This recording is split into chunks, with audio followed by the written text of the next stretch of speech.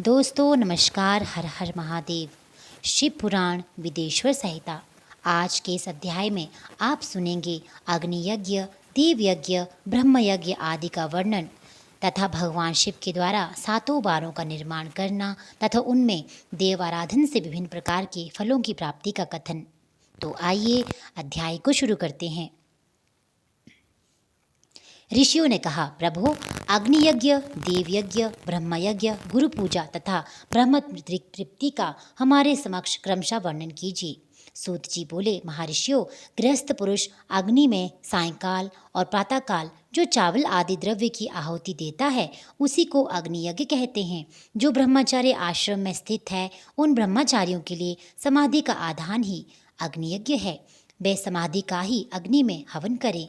ब्राह्मणों, ब्रह्मचर्य आश्रम में निवास करने वाले द्विजों का जब तक विवाह न हो जाए और वे उपासन अग्नि की प्रतिष्ठा न कर ले तब तक उनके लिए अग्नि में समाधि की आहुति, व्रत आदि का पालन तथा विशेष यजन आदि का कर्तव्य है। द्विजों, जिन्होंने ब्रह्मा अग्नि को विसर्जित करके अपनी आत्मा में ही अग्नि का आरोप कर लिया है, ऐसे वानप्रस्थियों और सन्यासियों के लिए ही यही हवन या अग्नि यज्ञ है कि वे विहित समय पर हितकर परिमित और पवित्र अन्न का भोजन कर ले। ब्राह्मणों, सायंकाल अग्नि के लिए दी हुई आहुति संपत्ति प्रदान करने वाली होती है, ऐसा जानना चाहिए, और प्रातःकाल सूर्यदेव को दी हुई आहुति आयु की वृद्धि करने वाली होती है। ये बात अच्छी तरह समझ लेनी चाहिए। दिन में अग्निदेव सूर्य में ही प्रविष्ट हो जाते हैं, अतः प्रातःकाल सूर्य को दी गई आहुति भी अग्नि यज्ञ के ही अंतर्गत है। इस प्रकार ये अग्नि यज्ञ का वर्णन किया गया। इंद्र आदि समस्त देवताओं के उद्देश्य से अग्नि में जो आहुति दी जाती है उसे देव यज्ञ समझना चाहिए।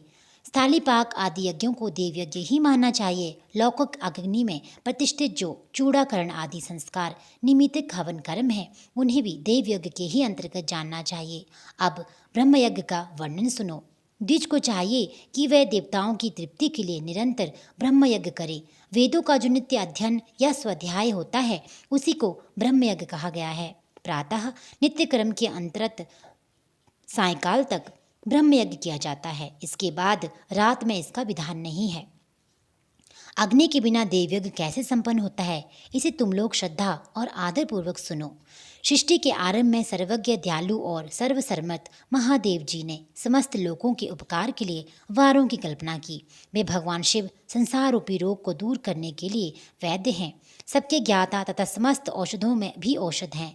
उन भगवान ने पहले अपने वार की कल्पना की जो आरोग्य प्रदान करने वाला है। तत्पश्चात अपनी माया शक्ति का वार बनाया जो संपत्ति प्रदान करने वाला है। जन्म काल में दुर्गतिग्रस्त बालक की रक्षा के लिए उन्होंने कुमार वार की कल्पना की। तत्पश्चात सर्वसम्मत महादेव जी ने आलस्य और पाप की निवृत्ति तथा समस्त लोगों का हित करने की इच्छा से लोक रक्षक भगवान विष्णु का वार बनाया। इसके बाद सबके स्वामी भगवान शिव ने पुष्टि और रक्षा के लिए आयुकर्ता त्रिलोक सृष्टा परमेष्टि ब्रह्मा का आयुष्कारक बार बनाया जिससे संपूर्ण जगत के आयुष्य की सिद्धि हो सके। इसके बाद 3 लोगों की वृद्धि के लिए पहले पुण्य पाप की रचना हो जाने पर उनके करने वाले लोगों को शुभाशुभ फल देने के लिए भगवान शिव ने इंद्र और यम के बारों का निर्माण किया। ये दोनों बार क्रमशः भोग देने वाले तथा लोगों के मृत्यु भय को दूर करने वाले हैं। इसके बाद सूर्य आदि 7 ग्रहों को जो अपने ही स्वरूप भूत का तथा प्राणियों के लिए सुख दुख के सूचक है, भगवान शिव ने उपयुक्त 7 बारों का स्वामी निश्चित किया। वे सब के सब ग्रह नक्षत्र के ज्योतिर्मय मंडल में प्रतिष्ठित हैं। शिव के बार या दिन के स्वामी सूर्य हैं। शक्ति संबंधी बार के स्वामी सोम हैं। कुमार संबंधी दिन के अधिपति मंगल हैं। विष्णु वार के स्वामी बुध हैं। ब्रह्मा जी के बार के अधिपति बृहस्पति हैं। इंद्र बार के स्वामी शुक्र और यम बार के स्वामी शनिश्चर हैं। अपने अपने बार में की गई उन देवताओं की पूजा उनके अपने अपने फल को देने वाली होती है। सूर्य आरोग्य और चंद्रमा संपत्ति के दाता हैं। मंगल व्याधियों का निवारण करने और बुध पुष्टि देते हैं। बृहस्पति आयु की वृद्धि करते हैं और शुक्र भोग देते हैं और शनिश्चर मृत्यु का निवारण करते हैं। ये 7 बारों के क्रमशः फल बताए गए हैं जो उन देवताओं की प्रीति से प्राप्त होते हैं। अन्य देवताओं की भी पूजा का फल देने वाले भगवान शिव ही हैं। देवताओं की प्रसन्नता के लिए पूजा की 5 प्रकार की पद्धति बनाई गई है। उन देवताओं के मंत्रों का जप ये पहला प्रकार है। उनके लिए होम करना दूसरा, दान करना तीसरा तथा तप करना चौथा प्रकार है।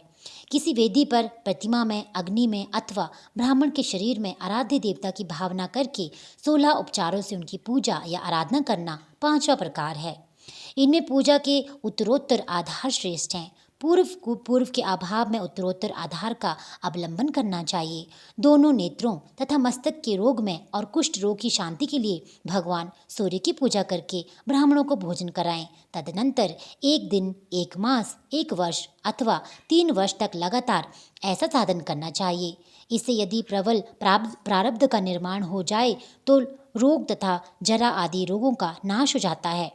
ईश देव के नाम मंत्रों का जाप आदि साधन बार आदि के अनुसार फल देते हैं। रविवार को सूर्यदेव के लिए, अन्य देवताओं के लिए तथा ब्राह्मणों के लिए विशिष्ट वस्तु अर्पित करें। ये साधन विशिष्ट फल देने वाला होता है तथा इसके द्वारा विशेष रूप से पापों की शांति होती है। सोमवार को विद्वान पुरुष संपत्ति की प्राप्ति के लिए लक्ष्मी आदि की पूजा करे तथा सपत्नी ब्राह्मणों को धृत पक्व अन्न का भोजन कराएं। मंगलवार को रोगों की शांति के लिए काली आदि की पूजा करें तथा उड़द, मूंग तथा अरहर की दाल आदि से युक्त अन्न ब्राह्मणों को कराएं। बुधवार को विद्वान पुरुष दधियुक्त अन्न से भगवान विष्णु का पूजन करे। ऐसा करने से सदा पुत्र, मित्र और कलत्र आदि की पुष्टि होती है। जो दीर्घायु की इच्छा रखता है वह गुरुवार को देवताओं की पुष्टि के लिए वस्त्र, यज्ञोपवीत तथा घृत मिश्रित खीर से यजन पूजन करें। भोगों की प्राप्ति के लिए शुक्रवार को एकाग्रचित होकर देवताओं का पूजन करें और ब्राह्मणों की तृप्ति के लिए षड्रस युक्त अन्न दें। इसी प्रकार स्त्रियों की प्रसन्नता के लिए सुंदर वस्त्र आदि का विधान करें। शनैश्चर अपमृत्यु का निवारण करने वाला है। उस दिन विद्वान पुरुष रुद्र आदि की पूजा करे। तिल के होम से, दान से देवताओं को संतुष्ट करके ब्राह्मणों को तिल मिश्रित अन्न भोजन कराएं। जो इस तरह देवताओं की पूजा करेगा वह आरोग्य आदि फल का भागी होगा।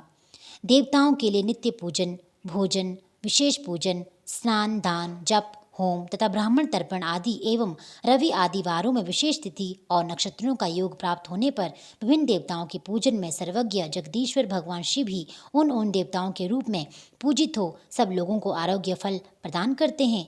देश, काल, पात्र, द्रव्य, श्रद्धा एवं लोक के अनुसार उनके तारतम्य क्रम का ध्यान रखते हुए महादेव जी की आराधना करने वाले लोगों को आरोग्य आदि फल देते हैं।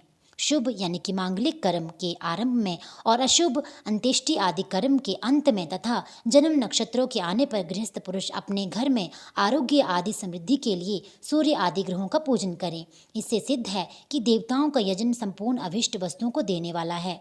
ब्राह्मणों का देव यजन कर्म वैदिक मंत्र के साथ होना चाहिए। यहाँ ब्राह्मण शब्द क्षत्रिय और वैश्य का भी उपलक्षण है। शूद्र आदि दूसरों का देव यज्ञ तांत्रिक विधि से होना चाहिए। शुभ फल की इच्छा रखने वाले मनुष्यों को सातों ही दिन अपनी शक्ति के अनुसार सदा देव पूजन करना चाहिए। निर्धन मनुष्य तपस्या, व्रत आदि के कष्ट सहन द्वारा और धन के द्वारा देवताओं की आराधना करे। वह बार बार श्रद्धापूर्वक इस तरह के धर्म का अनुष्ठान करता है और बारंबार पुण्य लोकों में नाना प्रकार के फल भोग कर पुनः इस पृथ्वी पर जन्म ग्रहण करता है। धनवान पुरुष सदा भोग सिद्धि के लिए मार्ग में वृक्ष आदि लगाकर लोगों के लिए छाया की व्यवस्था करे। जलाशय, कुआं, बावड़ी और पोखरे बनवाएं। वेद शास्त्रों की प्रतिष्ठा के लिए पाठशाला का निर्माण करें तथा अनन्य प्रकार से धर्म का संग्रह करता रहे। धनी को ये सब कार्य सदा ही करते रहना चाहिए। समय अनुसार पुण्य कर्मों के परिपाक से अंतकरण शुद्ध होने पर ज्ञान की सिद्धि हो जाती है। द्विजो, जो इस अध्याय को सुनता, पढ़ता अथवा सुनने की व्यवस्था करता है उसे देव यज्ञ का फल प्राप्त होता है। दोस्तों, ये था आज का अध्याय। ऐसे और भी अध्याय सुनने के लिए, शिव पुराण को सुनने के लिए इस चैनल के साथ जुड़े रहिए। चैनल को लाइक, सब्सक्राइब और शेयर करना बिल्कुल ना भूलिएगा। साथ ही साथ बेल आइकन को तो बिल्कुल ही दबा लें ताकि आपको आने वाली वीडियो की नोटिफिकेशन भी मिलती रहे। आपका दिन शुभ हो। हर हर महादेव।